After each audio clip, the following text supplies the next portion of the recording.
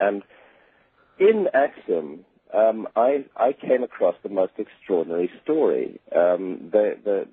It's a sacred city. It has a cathedral, the Cathedral of St. Mary of Zion. It's important to register that Ethiopia is a very ancient Christian country, and in fact, it adopted Christianity long before Europe and Britain did, for example. Ethiopia is one of the oldest Christian countries on earth, and in Axum, I found, talking to the monks and the priests of Axum, that they were making the most amazing claim. They said that their city was the last resting place of the Ark of the Covenant.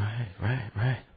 Now, this is the same Ark of the Covenant that we're all familiar with from the wonderful Indiana Jones movie, Raiders of the Lost Ark, which had been released actually not long before I went to Axum. So I immediately pricked up my ears and thought, what on earth is this about? And I was taken to a chapel surrounded by steel railings in the courtyard of the Cathedral of St. Mary of Zion, and there I met an ancient monk who was the guardian of the Ark, and he explained to me very solemnly that in the building behind him was the Ark of the Covenant, and it was his role, his responsibility, his sacred trust to guard and protect the Ark of the Covenant. And could I see it? No, certainly I could not see it.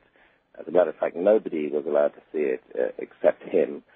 In fact, it was a very dangerous object. On such rare occasions that it was brought out of the chapel, he explained that it was always wrapped in cloth and in leather bindings, and this was not to protect it from the public, but to protect the public from it. Yeah. And I thought this was the most extraordinary and fascinating story, but obviously I wasn't sure whether there was any truth to it or not. It became something that I wanted to investigate. Was this just a bunch of crazy old monks spinning a story, or was it actually possible that it could be true? And during the 1980s, really as a kind of background to other things I was doing, and without any particular focus, I began to gather information on this story, and I began to talk to academics and scholars about it, and I found most of the academics were very dismissive of the Ethiopian claim. Yes, they had heard that Ethiopia claimed to possess the Ark of the Covenant, but no, it couldn't possibly be true. That tended to be their attitude, and yet I found that these were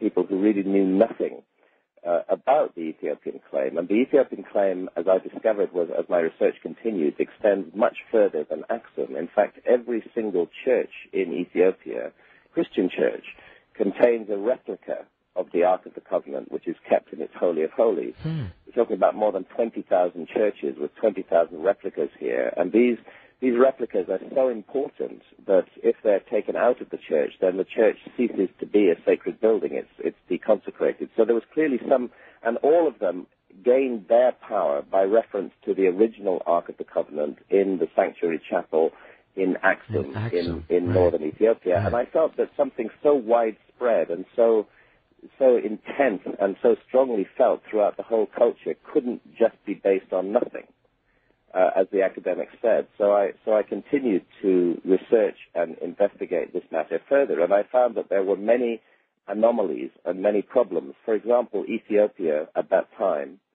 contained a population, a Jewish population, and these were, they were called the Falashas, and they were also known as the Beta Israel, the House of Israel.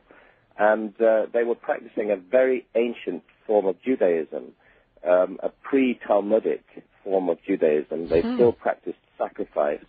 They had priests, which is quite unknown in modern Judaism. They did not have rabbis. And it seemed that they were a sort of frozen pocket of Old Testament Judaism in Ethiopia. And so gradually, as the pieces came together, I began to realize that Ethiopia did indeed have a claim to possess the Ark of the Covenant.